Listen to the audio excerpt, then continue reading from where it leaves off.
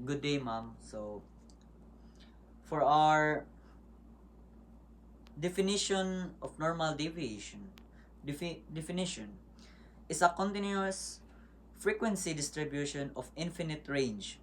Is a descriptive model that describes real world situational. So, we have 7 properties and characteristic of normal distribution. Number 1, symmetry.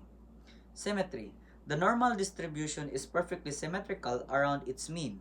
This symmetry means the left side of curve is a mirror image of the right side. Next is the number 2. Mean, median, mode are equal.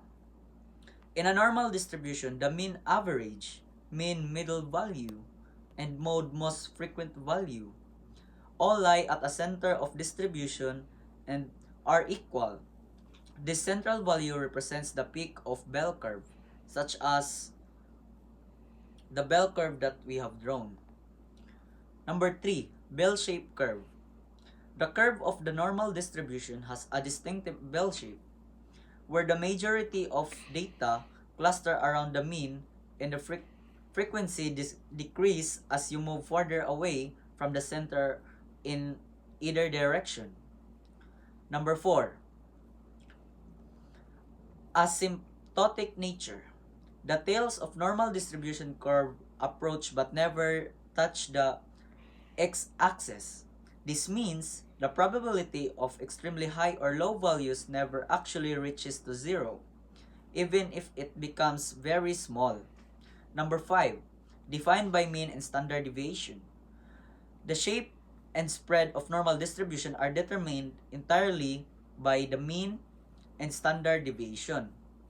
The mean determines the center, while the standard deviation controls the spread or dispersion of data. Larger standard deviation results in a wider curve, while smaller standard deviation produces a narrow curve.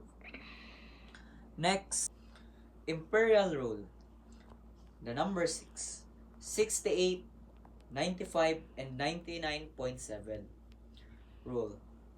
In a normal distribution, 68% of data lies within one standard deviation of the mean. 95% lies within 2 standard deviation. 97.7% lies within 3 standard deviation. Next is the number 7, unimodal. A normal distribution has a single peak mode, meaning it is unimodal. This peak occurs at the mean where the most data points are concentrated. So, next is the solving.